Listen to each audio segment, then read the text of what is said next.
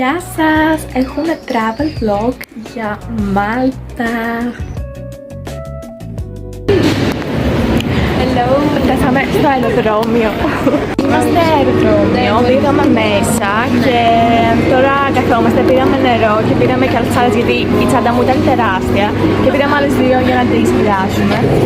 Και ναι, καθόμαστε εδώ, σήμερα πάμε να φάμε κάτι και αυτό. Όλα ήταν πανάκριβα, αλλά πήραμε αυτά τα πατατάκια που ήταν top. Μετά τον δρόμο. Ευτυχώς ήμασταν τυχερές και δεν μας έλεγξαν τις τσάντες. Επίσης είχαμε μία ώρα καθυστέρηση και περάσαμε από 2 φορές το check των εισιτηρίων γιατί δεν το ήξεραν αρκετά νωρίς. Πετάμε μετά από πολλή ώρα να μόνο. Είχαμε εντελώς διαφορετικές θέσεις. Ήμουν διάδρομο, αλλά κατέληξα παράθυρο γιατί μια κυρία μου έδωσε τη θέση της με extra legroom. Μετά μόλις φτάσαμε, καλέσαμε Uber για το hostel που μας βγήκε περίπου 3 ευρώ το άτομο. Και μόλις φτάσαμε στο hostel, περιμέναμε να μας δώσουν τα κλειδιά για το δωμάτιο. Και αρκετά γρήγορα ετοιμαστήκαμε για έξοδο. Εδώ έτοιμες outfit check. Και εδώ κατευθυνόμασταν προς το σούπερ μάρκετ για να πάμε να πάρουμε φαγητό. Το σπάρ μας φάνηκε λίγο ακριβό. Τώρα πάμε στην Εμβίνα. Πήγαμε ταξί. Και ναι, ελπίζω να προλάβουμε. Αργήσαμε λίγο να ετοιμαστούμε. Οπότε... Πάλι είσαι και πτήση κιόλας. Καλά. Ναι, είχαμε και τη στέλνηση, οπότε... Ναι, και ελπίζω να προλάβουμε να τη δούμε πριν πέσει ο ήλιος.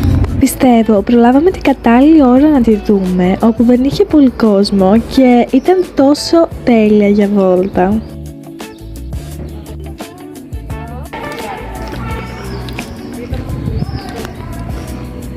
Πήγαμε και μία μικρή βόλτα στη Ραμπάτ, αλλά δεν είχε πολλά να κάνεις και πήραμε πάλι ταξί για να πάμε στο hostel. Είμαστε και πολύ πλούσιες. Τώρα πάμε για ένα γρήγορο room tour, γιατί πριν είχαμε και συγκάτοικο, οπότε δεν μπορούσα να τραβήξω. Εδώ πέρα είναι οι κουκέτες. Και εδώ έχουμε και άλλα ντουλαπάκια που είναι πολύ κομπλό, καθένας έχει το δικό του ντουλαπάκι. Και εδώ έχουμε τέλειο μπαλκόνι, παράθυρο φυσικά. Και ναι, είναι όλα πολύ ωραία. Πάμε στο Σαν Τζουλιάν, στο Πασεβίλ τώρα. Ετοιμαστήκαμε, βασικά έτσι όπως ήμασταν κάπως. Εγώ άλλαξα έτσι την μπλούζα. Και πάμε με τα πόδια να δούμε λίγο. Και μετά θα ξαναγυρίσουμε να κοιμηθούμε νωρίς. Γιατί αύριο έχουμε μια πολύ μεγάλη μέρα. Δείτε αυτό το γατουλίνι. Και εδώ. Δοκίμασα και αυτά τα παραδοσιακά σνακ. Και αφού πήγαμε μία βόλτα, πήγαμε στο σούπερ. Εγώ πήρα από το φούρνο αυτά τα τυροπιτάκια μόνο 50 λεπτά και πήγαμε για ύπνο.